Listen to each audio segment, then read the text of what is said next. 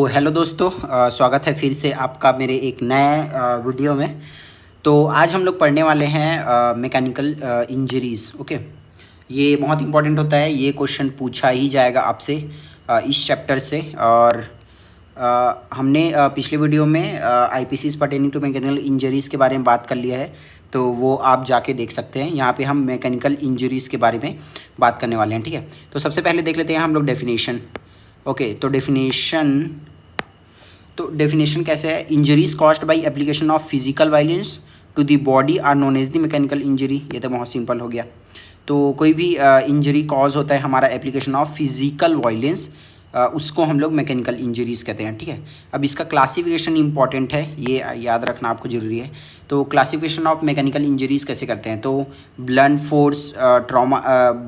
Force injuries या फिर trauma. तो ये इसमें हमको क्या क्या देखने को मिलता है, एक एक को हम लोग डिटेल में आगे देखेंगे। इसमें अब्रेजन, फिर ब्रूज हो गए, ब्रूसेस जिसको हम लोग कंट्यूजन्स भी कहते हैं, और लेसरेशन। तो ये हमको ब्लंट फोर्स इंजरी में देखने को मिलेगा। जो हम लोग वेपन का यूज़ करेंगे वो शार्प नहीं रहेगा, वो ब्लंट एंड रहेगा। ठीक है, तो उसकी वजह से हमको ये सब देखने को मिलेगा।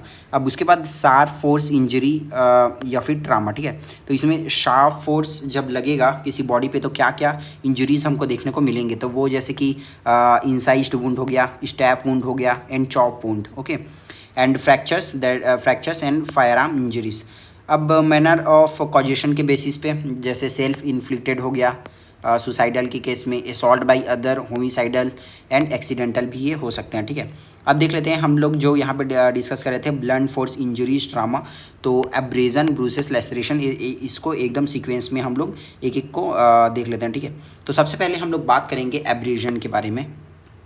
तो सबसे पहले हम लोग चलो बात करते हैं अब्रेजन के बारे में। तो इसका डेफिनेशन क्या होता है, अगर आप डेफिनेशन समझ जाओगे और होता क्या है तो फिर वो आपको आसान हो जाएगा समझने में। ओके, तो ये होता है, it is a superficial injury involving only the superficial layer of the skin या फिर एपिडर्मिस। ठीक है, तो ये सिर्फ सुपरफिशियल लेयर को ही इन्वॉल्व करता है, ये जो इंजरी होता है उसमें। तो इसकी वजह से the outer layer of skin are scratched और removed leaving a bare area with little और नो ब्लीडिंग। ये इसका कैरेक्टरिस्टिक है। इसमें एकदम या तो कम ब्लीड देखने को मिलेगा या फिर ब्लीडिंग प्रेजेंट ही नहीं रहेगा। ठीक है, क्योंकि ये सिर्फ सुपरफिशियल एरिया को इन्वॉल्व कर रहा है। सो दिस ही रैपिडली इन्फ्यूडेज एंड लीव नो स्कार। तो ये हो गया। अब मैकेनिज्म ऑफ कॉजेशन के बेसिस पे, कॉज्ड बाई ये किसकी वजह से हो सकता है? रबिंग हो सकता है या फिर स्क्रैपिंग की वजह से हो सकता है। ठीक है, of skin with an object. अब पॉजिटिव एजेंट, तो अगर शार्प ऑब्जेक्ट की वजह से अब्रेजन हम लोग का आता है, जैसे कि फिंगर नेल्स हो गया, पिन हो गया, थॉर्न शार्प पॉइंटेड ऑब्जेक्ट हो गया। अब रफ सरफेस पे, तो ग्राउंड में अगर आप किसी को ऐसे उसको खींच दिया, ठीक है, तो उसके जैसे आ सकता है, रोड के में आ सकता है, फ्लोर में आ सकता है। Blunt object, kick with boot, ropes, streak, weep, teeth etcetera. अब हम लोग अब्रेजन को भी क्लासीफाई करते हैं। तो अब्रेजन को कैसे क्लासीफाई करते हैं हम लोग? स्क्रैचेस, ग्रेज, ये सब को हम लोग डिस्कस करेंगे। तो ये हम लोग को मूविंग अब्रेजन में हमको देखना बता रहे हैं, मूविंग अब्रेजन बोलते हैं इसको। उसके बाद imprint abrasion and friction abrasion. तो चलो एक एक के बारे में अब अच्छे से डिस्कस कर लेते हैं। तो सबसे पहले हम लोग देख लेते हैं क्लासिफिकेशन।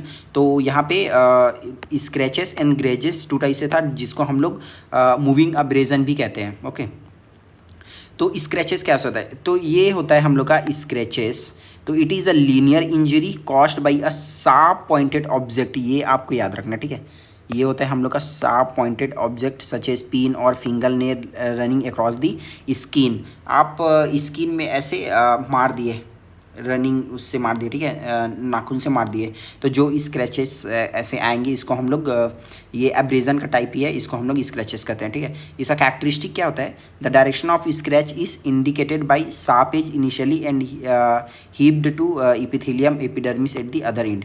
तो जहाँ से आप स्टार्ट करेंगे, तो जहाँ पे आपका स्क्रैच खत्म होगा ना, वहाँ पे ऐसे इकट्ठा हो जाएगा टिश्यू। तो इससे आपको डायरेक्शन किधर से अप्लाई किया गया है वो आपको पता चल जाएगा। ठीक है, तो ये आप लोग देख सकते हो, ऐसे आपने देखे ही होंगे।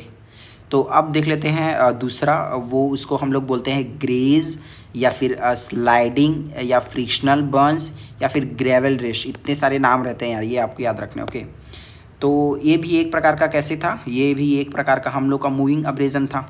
स्क्रैच, उसके बाद ये ग्रेज वाला। तो it is produce when broad surface of skin slide against a rough surface, ठीक है। एक बहुत बड़ा सरफेस जब स्लाइड होता है किसके अगेंस्ट, एक रफ सरफेस के अगेंस्ट, तब ये जो हमको देखने को मिलता है अब्रेजन, उसको हम लोग ग्रेज, स्लाइडिंग, फ्रिक्शनल बर्न या फिर ग्रेवल रस्ट कहते हैं, ठीक है। ये सब इसके नाम हैं, ग्रेज अब्रेजन के आप लोग बोल सकते हो। तो जैसे कि वो ग्राउंड में स्लाइड हो गया, ठीक है, रफ ग्राउंड है उसमें, या फिर रोड में, तो इसको हम लोग ब्रश बर्न्स भी कहते हैं। अब एग्जाम्पल कहाँ कहाँ पे हमको देखने को मिलता है, तो ये एग्जाम्पल हमको देखने को मिलता है रोड ट्रैफिक एक्सीडेंट में, and dragging of body on a ground and glancing kick with a boot में, ठीक है। अब इसका मेडिको लीगल सिग्निफिकेंस, तो ये आपसे पूछा जाता है, ये वाइवा के पॉइंट ऑफ व्यू से बहुत इंपॉर्टेंट रहता है, सबका आपको मेडिको लीगल सिग्निफिकेंस याद रखने ही है, ठीक है। तो डायरेक्शन ऑफ फोर्स हमको पता चल गया, पहले में देखें, shown by the situation of tags and identification of scene of incident, presence of foreign body, dirt और grit in the graze compared with the scene, okay.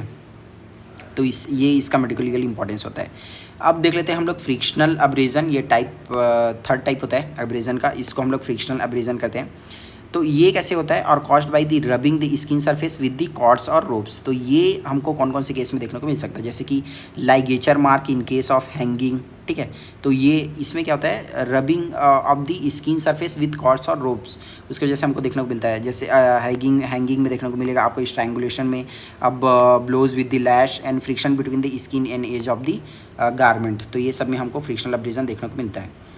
अब चौथा टाइप में आ जाते हैं, इसको हम लोग बोलते हैं इम्प्रिंट, स्टैम्प्ड, या फिर प्रेशर, या फिर कॉन्टैक्ट, पैटर्न्ड, क्रस्ट, इतने सारे नाम हैं इसके। चलो हम लोग अभी बात करेंगे, इम्प्रिंट नाम लेते हैं या फिर प्रेशर नाम लेते हैं, ठीक है। तो it is produced as a result of direct impact और प्रेशर विदाउट रिलेटिव मूवमेंट। यहाँ पे हमको रिलेटिव मूवमेंट नहीं देखने को मिलता, जो प्रेशर है वो डायरेक्ट अप्लाई हो रहा है, उसकी वजह से देखने को मिलता है। अब जैसे कि कौन कौन सा केस में हमको देखने को मिलेगा, जैसे कि हमको टायर मार्क में देखने को मिलेंगे, टीथ मार्क, लाइगेचर पैटर्न, मजल पैटर्न, ये सब में हमको देखने को मिलता है। तो ये आप सब देख सकते हो एग्जाम्पल, ओके। अब इसका मेडिकल लीगल सिग्निफिकेंस क्या है कि identification of the offending object, हम लोग इससे पता लगा सकते हैं, क्योंकि इसमें ऐसा पैटर्न बन रहा है ना, इसीलिए इसको हम लोग पैटर्न्ड अब्रेजन भी कहते हैं, ओके। तो और देख लेते, it provides valuable information about, क्या क्या इन्फॉर्मेशन हमको प्रोवाइड करता है, तो site of impact and possibility of the internal injury, this indicate that some force has been applied to the body, and identification of object causing injury, for example in case of pattern और imprint abrasion, ये abrasion, ligature in hanging, tyre mark in RTA, ये सब में, ठीक है। RTA यहाँ पे road traffic accident. अब मेडिकल के लिए एस्पेक्ट, कॉजेज ऑफ इंजरी भी हमको, the site of the abrasion help to determine cause of injury, for example on neck है तो हो सकता है हम लोग ऐसे पता लगा सकते हैं कि ये थ्रॉटलिंग की वजह से आया होगा, नोज एंड माउथ में है तो स्मॉदरिंग, ये सब हम लोग एक्सफाइशियल डेथ में और अच्छे से इस थ्रॉटलिंग और स्मॉदरिंग को डिस्कस कर रहे होंगे। On thighs and genitalia in sexual assault में दिखाई देगा। अब डायरेक्शन ऑफ इंजरी भी हमको पता चल जाता है, जैसे sharp margin, initial and heaped up epithelium on it, पहले ही हम लोग ये डिस्कस कर चुके हैं, and terminates serrated border initially and heaped up epithelium at the end, okay। अब ये इम्पॉर्टेंट है, ये आपसे वाइवा में पूछा जा सकता है, तो ये आपको याद रखना है कि कैसे आप डेटिंग करोगे, ठीक है, अब्रेजन का, चूँकि ये अब्रेजन सुपरफिशियल लेयर का ही रिमूवल रहता है, तो ये जल्दी हील हो जाते हैं, हम लोग देख चुके हैं। लेकिन कैसे आप पता लगाओ कि कितना टाइम हो गया होगा अब्रेजन को हुए, जैसे अब्रेजन एकदम ही ज़्यादा ब्राइट रेड है तो ऑब्वियस सी बात है ये एकदम फ्रेश रहेगा, ठीक है। रेड स्कैब बन गया है, ड्राइड हो गया है, या फिर ब्लड, या फिर ये सीरम आ गया, ठीक है, रेड स्कैब टाइप से हमको दिख रहा है ड्राइड, तो हम पता कर सकते हैं कि ये शायद इसका जो वो हुआ होगा एब्रेजन कितने घंटे पहले हुआ होगा, 12 से 24 घंटा पहले। उसके बाद रेडिश ब्राउन आ गया तो 2 से 3 दिन। उसके बाद हीलिंग फ्रॉम पेरीफेरी स्टार्ट हो गया है तो फिर वो 4 से 7 दिन, एंड कंप्लीट हीलिंग अगर हो गया है तो 10 से 14 दिन, और इतना दिन में ये कंप्लीटली हील हो जाता है अब्रेजन, ठीक है। अब ये भी एक इंपॉर्टेंट क्वेश्चन है और ये पूछा जाता है कि difference between antemortem and postmortem abrasion, ठीक है। तो अगर मरने से पहले और मरने के बाद जो अब्रेजन दिखाई देगा उसमें क्या क्या डिफरेंसेस आएंगे, तो सबसे पहले बात कर सकते हैं कि कलर में। तो कलर में कैसे लिखिएगा, ये एंटीमॉर्टम में कैसे दिखेगा, मरने से पहले अगर जिंदा आदमी में ये हमको देखने को मिलता है तो कैसे दिखेगा, और एक मरे हुए आदमी मरने के बाद जो अब्रेजन आ रहा है वो कैसे दिखेगा। तो कलर इसमें ब्राउनिश ऑन ड्राइंग, जब वो सूख जाता है तो ब्राउन कलर का दिखने लगता है, लेकिन इसमें कौन सा कलर का हो जाता है, वो येलो कलर हो जाता है सूखने पे। ओके, अब मार्जिन्स कैसे दिखेंगे, तो ब्लड रहेंगे ड्यू टू दी वैसोकंस्ट्रिक्शन, लेकिन इसमें शार्प रहेंगे। वाइटर रिएक्शन इसमें प्रेजेंट रहेंगे, इसमें एब्सेंट रहेंगे। साइंस ऑफ रिपेयर इसमें प्रेजेंट रहेगा, ऑब्वियस सी बात है, इसमें हीलिंग होगा, और इसमें एब्सेंट रहेगा। अब ब्लीडिंग इसमें प्रेजेंट रहेगा और इसमें एब्सेंट रहेगा। अब देख लेते हैं हम लोग एक क्या बोल सकते हैं, एक टॉपिक हमने कंप्लीट कर लिया अब्रेजन। अब देख लेते हैं हम लोग ब्रूज, या फिर इसी को हम लोग कहते हैं कंट्यूजन। ओके, तो इसका डेफिनेशन क्या है, so it is a haemorrhage into the tissue due to rupture of vessels by the application of the blood force. Okay, so without breach of covering tissue. तो इसमें हम लोग जैसे अब्रेजन में दिखाई दे रहा था कि एपिथेलियल लेयर क्या हो जा रहा था, वहाँ पे रिमूवल हो जा रहा था ना, तो ऐसा इसमें कुछ भी नहीं होता। जो ऊपर का कवरिंग टिश्यू है उसमें कुछ भी नहीं रहता, बस इसके नीचे का उसमें हीमोरेज हो जाता है due to the rupture of the blood vessels. तो जो हमको दिखाई देता है उसको हम लोग कहते हैं कंट्यूजन या फिर ब्रूज। ओके, अब इसका डायग्नोस्टिक फीचर कैसे रहेगा, तो शेप में correspond to the shape of the causative object. अब इसके बाद reddened area when fresh, pain present रहेगा, स्वेलिंग रहेगा, size varies from the pin head to an extensive haematoma. Okay, अब इसका कॉजेस देख लेते हैं हम लोग। तो causes spontaneous due to disease of blood vessels, scurvy, leukaemia, ये सब में हमको दिखाई देने को मिल सकता है। ट्रॉमेटिक भी हो सकता है, blows with the club, fist, kick, stone and bricks, firm gripping of the weak persons, और आरटीएम भी दिखाई देने को मिल सकता है। अब इसका देख लेते हैं हम लोग क्लासिफिकेशन ऑफ ब्रूज।